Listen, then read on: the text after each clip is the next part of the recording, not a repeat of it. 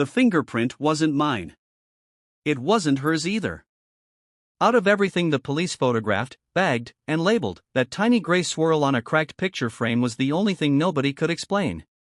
Every lie we told somehow fit the evidence except that print. 3 years earlier, my life had looked painfully ordinary. I had a wife I trusted, a daughter who still believed I could fix anything, and a small house that always smelled like coffee in the mornings. We argued about bills, forgot anniversaries, complained about neighbors. Nothing dramatic.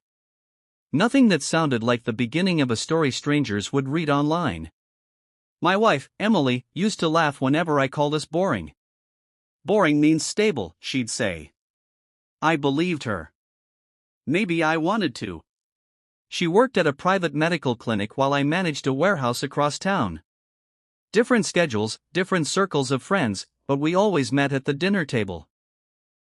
At least, that's what I thought mattered. Looking back now, I realize normal life doesn't disappear all at once. It leaks away. One forgotten conversation. One unexplained smile. One tiny secret at a time.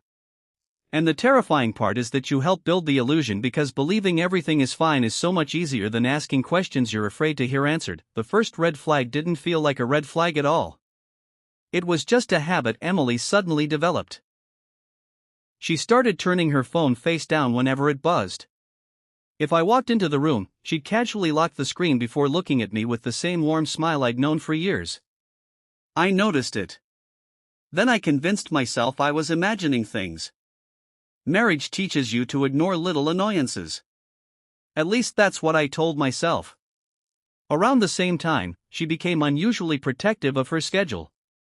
She stayed late at the clinic more often, blaming staff shortages or emergency appointments. Every explanation sounded reasonable on its own. Together, they formed a pattern I refused to see. Our daughter adored her mother, and watching them together made my doubts feel ugly. I hated the version of myself that silently counted Emily's late nights or wondered who she was texting after midnight. Instead of asking questions, I tried harder. I cooked dinner more often. Planned weekend trips. Bought flowers for no reason. She thanked me. She even cried once and hugged me tighter than usual.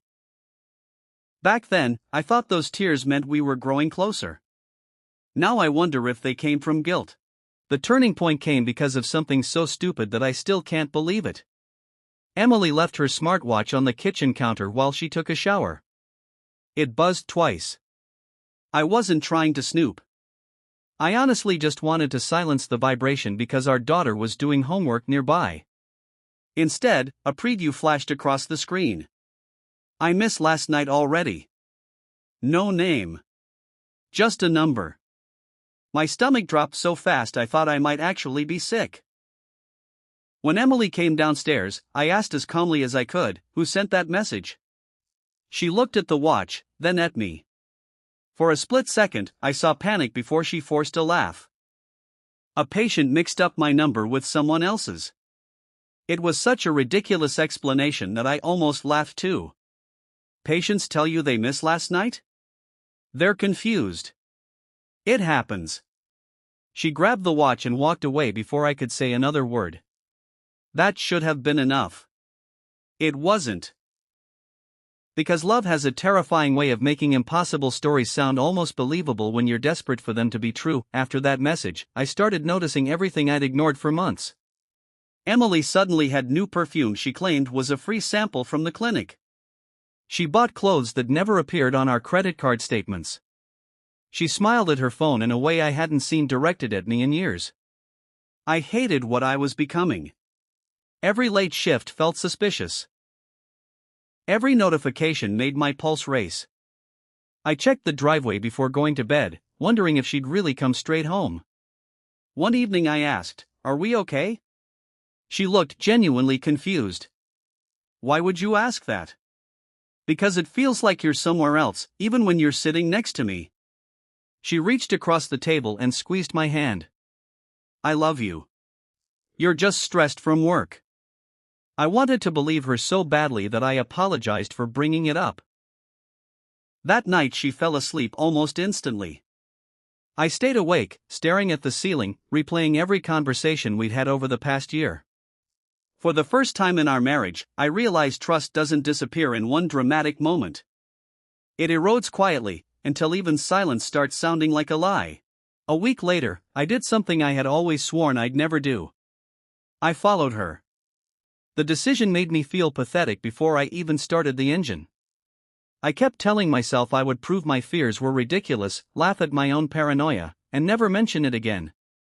Instead of driving to the clinic, Emily turned into the parking lot of a small cafe across town. She got out. A man was already waiting. He wasn't much taller than me. Mid-40s, neatly dressed, the kind of face you forget seconds after seeing it. But the way she smiled at him wasn't forgettable. I hadn't seen that smile directed at me in years. They hugged. Not the polite kind. The kind that lingers just a little too long. I sat frozen behind the wheel, gripping it so tightly my knuckles turned white. Then they walked inside together. I couldn't make myself follow. I drove home instead, convincing myself there had to be an innocent explanation. Friends hugged. Coworkers met for coffee. People lied to themselves every day. I was about to find out which one I had become for 2 days. I said nothing. I watched Emily move through our house as if nothing had changed. She made breakfast, reminded our daughter about a school project, kissed me goodbye before work. Every ordinary moment felt staged, like we were actors reading lines from a script that had already fallen apart. I kept replaying the scene outside the cafe. The hug. The smile. The way she looked at him. Finally, I couldn't hold it in anymore. I saw you, I said after dinner. She looked up from the sink. Saw me where? The cafe on Maple Street. The color drained from her face. For several long seconds, she didn't speak. Then she whispered, "You followed me?" I asked who he was. You lied. So yes. She leaned against the counter as if she suddenly needed support. His name is Daniel. Is he your boyfriend? She covered her face with both hands. It's not that simple. I remember laughing, but it didn't sound like laughter. It sounded like something breaking. Because when someone starts an answer with "it's not that simple," you already know the truth is going to hurt more than you imagined. Emily started crying before I could ask another question. I never meant for this to happen, she said between shaky breaths. I stared at her, waiting for the sentence that would somehow fix everything. It never came. How long? I asked. She hesitated. Almost a year. The room went completely silent. I could hear the refrigerator humming behind us, and somehow that ordinary sound made everything feel even more unreal. A year? I repeated. You came home every night. You looked me in the eye. You told me you loved me. I do love you. Those words made something inside me snap. You don't spend a year with another man if you love your husband. She tried to grab my hand, but I stepped back. It started after we worked together on a charity event, she whispered. I thought it would end. Every time I wanted to leave him, I couldn't. So you chose him? No. I kept trying to choose both. That was the cruelest thing she'd said all night. Not because it was meant to hurt me. Because it was honest. I walked out of the house before I said something I could never take back. I drove aimlessly for nearly 2 hours, pulling over twice because my hands wouldn't stop shaking. Every memory of our marriage suddenly felt contaminated. Our wedding photos. Family vacations. Birthday dinners. I kept wondering which moments had been real and which had happened while she was already living a second life. When I finally came home, Emily was sitting at the kitchen table. I ended it, she said quietly. I called Daniel after you left. I didn't answer. Please believe me.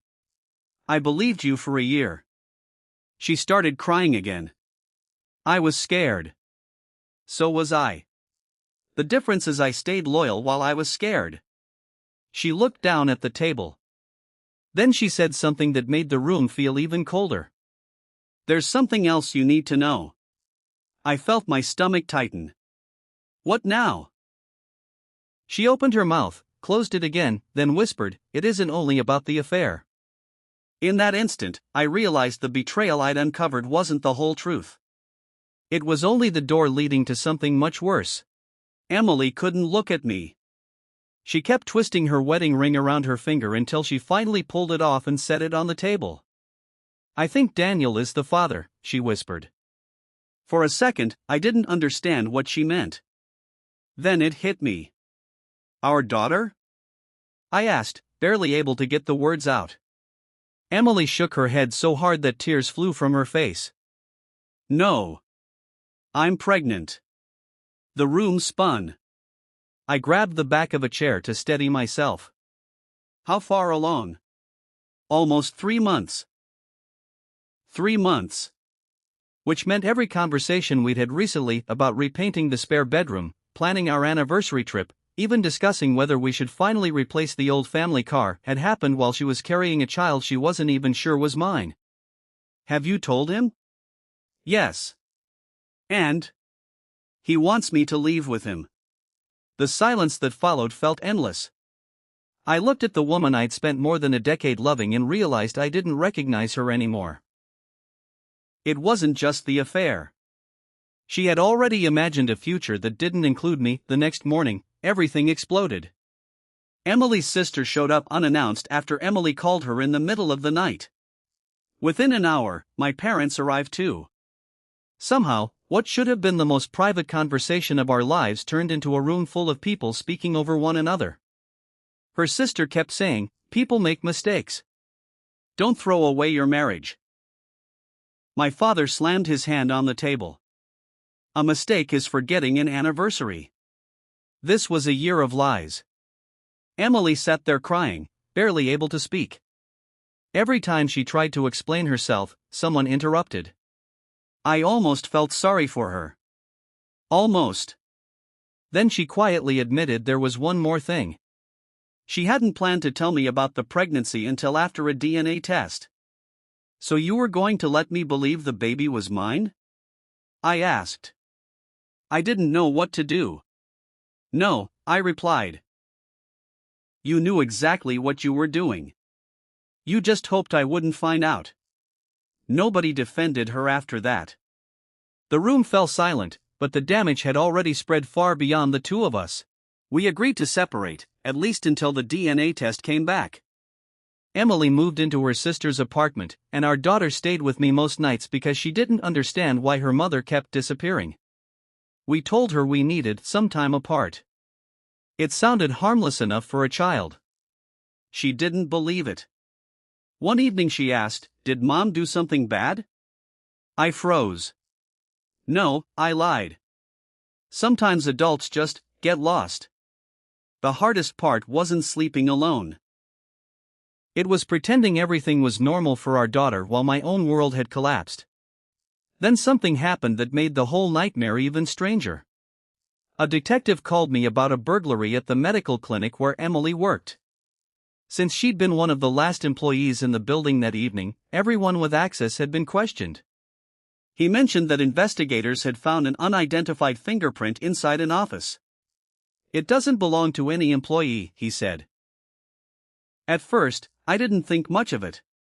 Weeks later, that same unidentified fingerprint would become the only piece of evidence that didn't fit anyone's story, including Emily's, Daniel's, or mine. I assumed the fingerprint belonged to the burglar. So did everyone else. Then the detective called again. "We identified the person," he said. I expected him to name some career criminal I'd never heard of. Instead, he gave me a name that meant nothing. "Does Victor Hale sound familiar?" "No." "He claims he wasn't stealing anything. He says he came to meet your wife." My pulse shot up. "Emily doesn't know anyone named Victor." "That's interesting," the detective replied. "Because he insists they've met several times." When I confronted Emily, she looked genuinely confused. "I swear I've never heard that name." For the first time since this nightmare began, I believed her without hesitation. She wasn't acting. She was terrified. Later that evening, Daniel called me himself. "I don't know any Victor either," he said. "And if you think Emily had another affair, you're wrong. The three of us had been lying to one another for months. Yet somehow, we all agreed on one thing. None of our versions included a man named Victor Hale. And someone else's fingerprint was still the only piece of evidence that didn't match any of them. The truth surfaced in the most unexpected way. Emily asked to see me one last time before the DNA results came back. She looked exhausted, like she hadn't slept in days. "I remembered something," she said. Months earlier, the clinic had hired a temporary IT contractor after a ransomware scare. He had full access to staff offices for nearly a week, replacing computers and updating security systems. She pulled out an old employee email. The name at the bottom stopped me cold. Victor Hale. Neither of us had connected it because he'd only been around for a few days. To Emily, he had just been another contractor fixing computers. The detective dug deeper. Victor wasn't there to steal patient records. He had been secretly copying financial files and employee information for someone outside the clinic. The burglary investigation uncovered everything after he returned months later to erase evidence. His fingerprint had nothing to do with the affair. It had simply survived on a picture frame inside the office. The only piece of evidence that refused to fit our stories had never belonged to our family drama at all. It belonged to an entirely different crime. The DNA results arrived on a rainy Thursday. I stared at the sealed envelope for almost 20 minutes before opening it. Emily sat across from me, twisting a tissue between her fingers until it tore into tiny pieces. Neither of us spoke. I finally unfolded the report. Daniel was the father. Emily closed her eyes the moment she saw my face. She didn't ask what it said. She already knew. "I'm sorry," she whispered. Those two words should have meant something. Instead, they felt empty. There wasn't a dramatic argument. No shouting. No broken dishes. We were simply too exhausted for another battle. A month later, I filed for divorce. Emily moved in with Daniel before the baby was born, though I heard from mutual friends that their relationship wasn't nearly as happy once it no longer had secrecy holding it together. Our daughter struggled the most.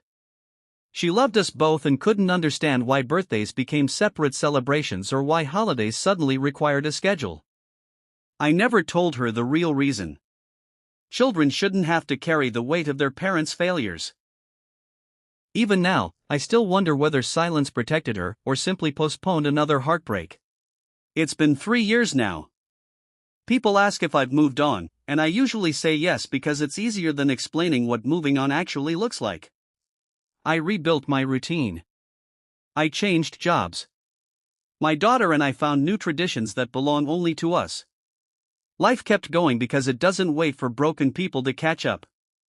Emily and I speak only when it's about our daughter. The conversations are polite, careful, almost businesslike. Sometimes I catch a glimpse of the woman I married, and for a second I miss her. Then I remember she stopped being that person long before I realized she was gone. Oddly enough, the thing I think about most isn't even the affair anymore. It's that fingerprint. The only piece of evidence that didn't match any of our stories turned out to be completely unrelated, yet it taught me something I can't forget. Not every mystery is connected. Not every answer brings peace. Sometimes the biggest lies are standing right in front of you, while the strangest clue points somewhere else entirely. I still don't know which hurts more, the betrayal itself, or how desperately I wanted every impossible explanation to be true until the truth left me with nothing except acceptance.